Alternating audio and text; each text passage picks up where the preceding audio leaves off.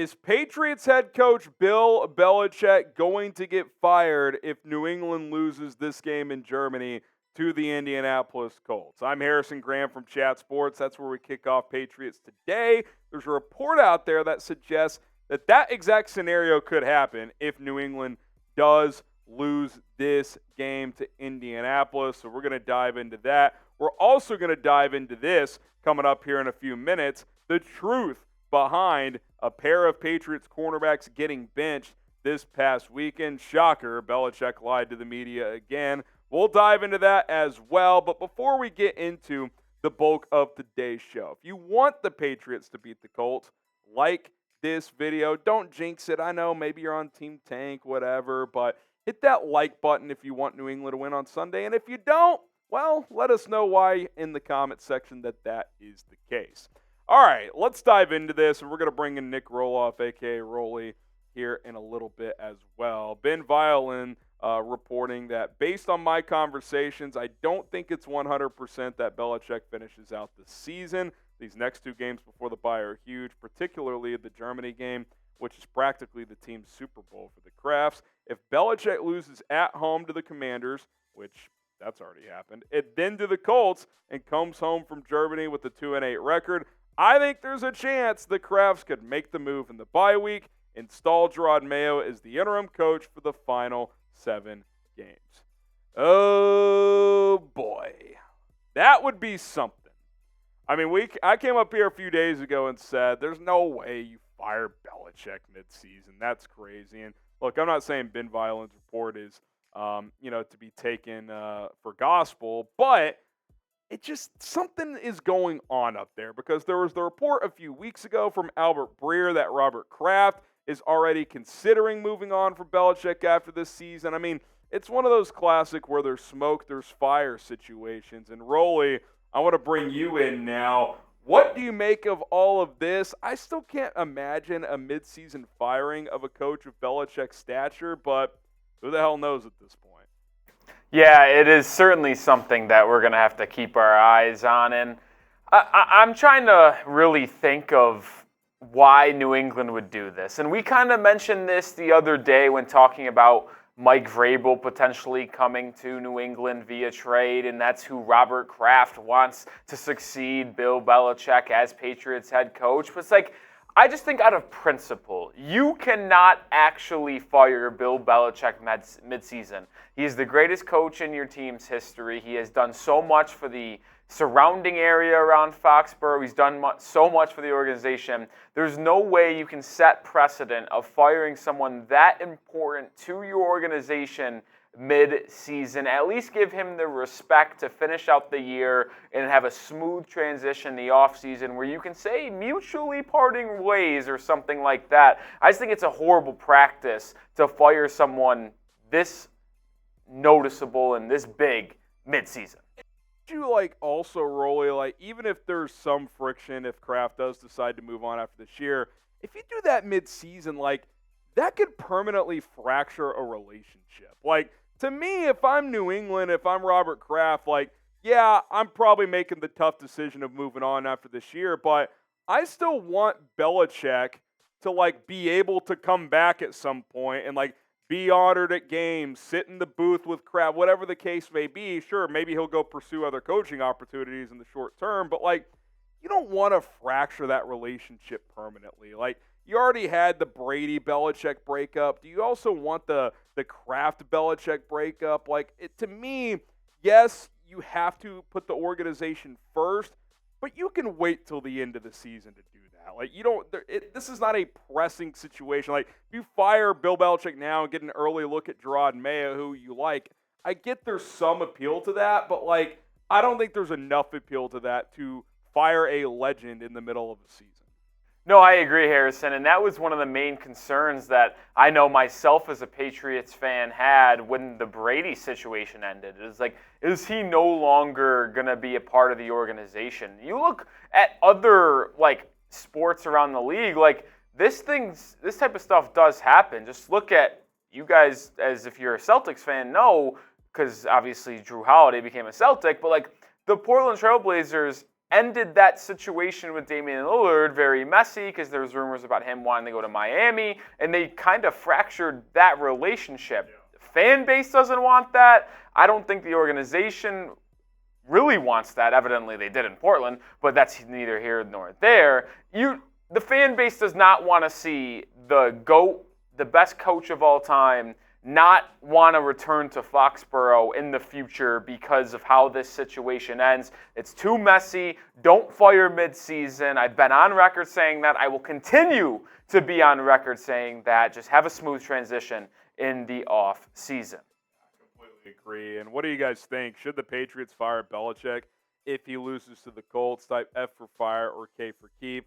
You got to play out the string. He earns that. He's deserved that. Now, could some kind of conversation take place between Kraft and Bill? Like, hey, we need to talk about the future. Sure, but I don't think just cutting ties with 6-7 games to go, whatever it would be, just makes enough sense. If I'm being honest. Now, let's talk about Jerod Mayo, because if you are going to go nuclear and make this move, he's obviously the guy you get an early look at here as the Patriots head coach. We'll dive into him, plus into Jack Jones and J.C. Jackson and their antics as well. But let's get sponsored by Prize Picks. They are our sponsor today. And football's been underway for a while, but now basketball is as well. And I'm starting to make money every single night playing Prize Picks because the NBA, college basketball, there's games every single day. It's also time for you to cash in, just like Rolly and I have. All you got to do is select 2 to 6 players, pick more or less on their projected stats, and place your entry. It takes less than a minute to do so. I got a little NBA 2-player entry for Wednesday night. Zach LaVine, more than 23.5 points. Kevin Durant, more than 42.5 points, rebounds, assists. I think that's going to be a high-scoring affair between those two teams. So give me the more on both of those. 10 to win 30 there. You can win up to 25 times your money if you do a 6-player entry. And we also have a little football one as well. Mac Jones, more than 217.5 in this matchup on Sunday. Give me DeMario Douglas the more on receiving yards. And then I'm going to go less on Jonathan Taylor's rushing yards. Patriots defense still playing pretty well. This one's 10 to win 50 as a 3-player entry is 5 times your money. Again, up to 25 times your money with the 6-player entry. All you got to do is get started right now. PrizePicks.com/CLNS. We're going to throw you a deposit match up to $100 if you use our promo code CLNS. It's Prize Picks, daily fantasy made easy.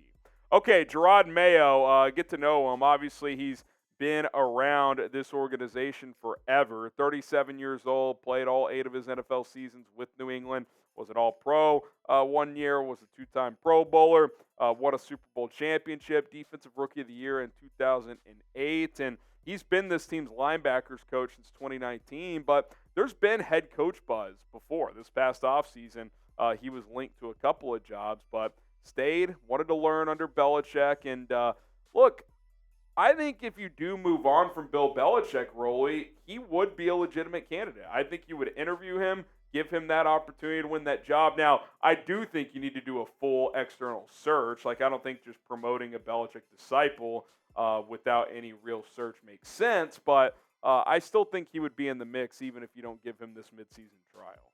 Yeah, the question I have, Harrison, is, as we mentioned, he's 37 years old. He had a lot of head coaching buzz this past circle in the offseason, elected to stay in New England. A lot of people thought there might have been a handshake agreement that Belichick's going to be up in 2 to 3 years. You learn under him, and you replace him. We also thought that with Josh McDaniels. We did also think that with Josh McDaniels. But going back to Jerod Mayo, are you comfortable hiring him as the full-time head coach? Now, I will say this, Harrison. If they do go out and fire Bill Belichick midseason after this Colts game if they lose, I 100% agree that Jerod Mayo should be the head coach for the remainder of the season. But I'm not sold on him being the successor. I think this is an offensive league.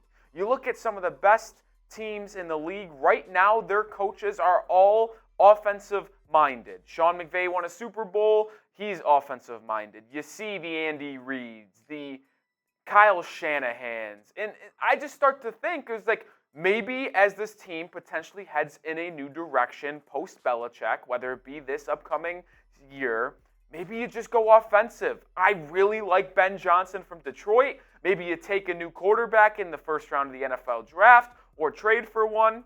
Maybe Kyler Murray, you never know. And then you start to build from there. I just think offense is the way you're going to have to go. And Mayo's obviously defensive-minded, playing defense his entire career, being a linebackers coach. Plus, he's still really young. I don't know if that's the right way to go, Harrison. And look, let's be honest, too. Clearly, people in league circles value Jerod Mayo. You don't get head coach interviews by accident. But he's never even been a coordinator in this league. Like, he's never even been fully in charge of a defense. So, not only to Rolly's point that going offense, if you move on from Belichick, makes more sense, but if you're going to go Jerod Mayo, you'd like to at least have a guy who has run a defense before.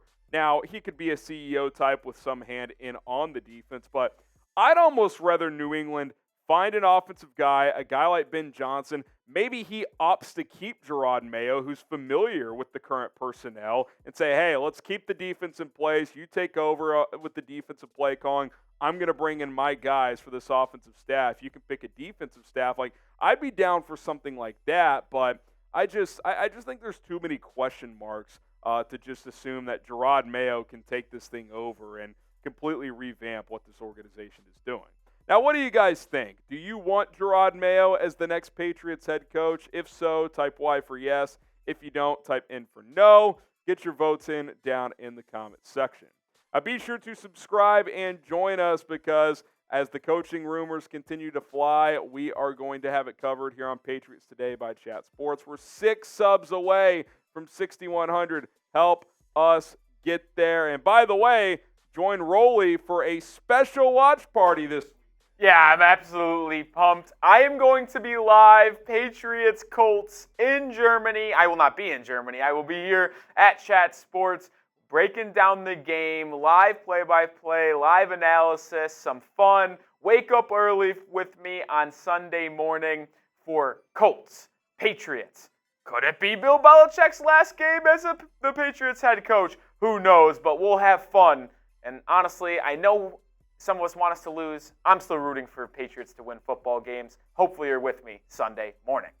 Let's be honest. You don't want to lose the Colts, that old Brady-Manning rivalry. You got to get that one done. All right, let's finish with this. So, Rolly and I talked about this on the postgame show over the weekend. What's going on with J.C. Jackson, Jack Jones? Why were they benched? But then we were told they weren't benched. Of course they were benched. That was the only thing that ever made sense. Well, we have the exact reason now. Mike Rice from ESPN. Per sources, J.C. Jackson missed curfew at the team hotel. Albert Breer said that as well on Saturday night, while Jack Jones also missed curfew. Reese also added that J.C. Jackson, after getting demoted from the starting lineup, will not travel with the Patriots to Germany. So I don't know what to make of all this, Rolly. I mean, here's what I do know, and, I don't want to make any accusations. J.C. Jackson, this is kind of how I see it. He got paid after an awesome year with New England by the Chargers. He flamed out there so quickly, the Chargers punted less than a year and a half in.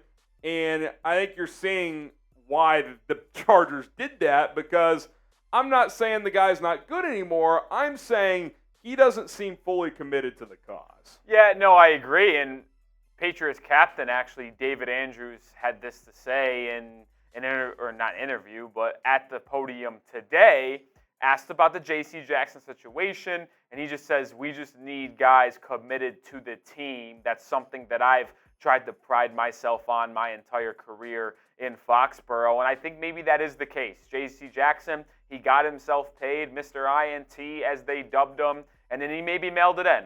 I'm not saying that happened, but I'm not saying it didn't happen as well. So he's not playing this week for New England, not even making the trip. Now, Jack Jones, on the other hand, taking it in a little different direction. He was at practice today, so hopefully he is going to be ready to go and ready to play on Sunday against the Colts. But, Harry, this season's been a disaster. I understand where Belichick's coming from because he has so much experience that he's allowed to do this almost in a way, but it's brutal seeing people continue to get benched. How bad did they miss curfew? Like, how bad can it be? Did they miss by like 10, 15 minutes? Did they just not show up at all? Like, What's the situation to get benched? How bad can it be? I think they were out all night probably, or until like 4 or 5 in the morning, and some coach was up early getting coffee, and they were like, "What's up, guys? Like, what are y'all doing?" I mean, I don't know for sure, but like, it's got to be bad if you're benching two arguable starters, especially Jack Jones for sure. So it's not a good look. I think J.C. Jackson. I think it also speaks volumes that Jones is making the trip and Jackson isn't. So it seems like Jack Jones has probably at least owned his part in his missing curfew. J.C. Jackson maybe not so much. So we'll follow that situation beyond this Germany game, but not great for a player who once was considered one of the best corners in the NFL. All right, guys, loaded show today. I hope you guys enjoyed it. If you made it to the end of the video, we appreciate it. Subscribe for more Patriots content. It's 100% free. We'll see you soon.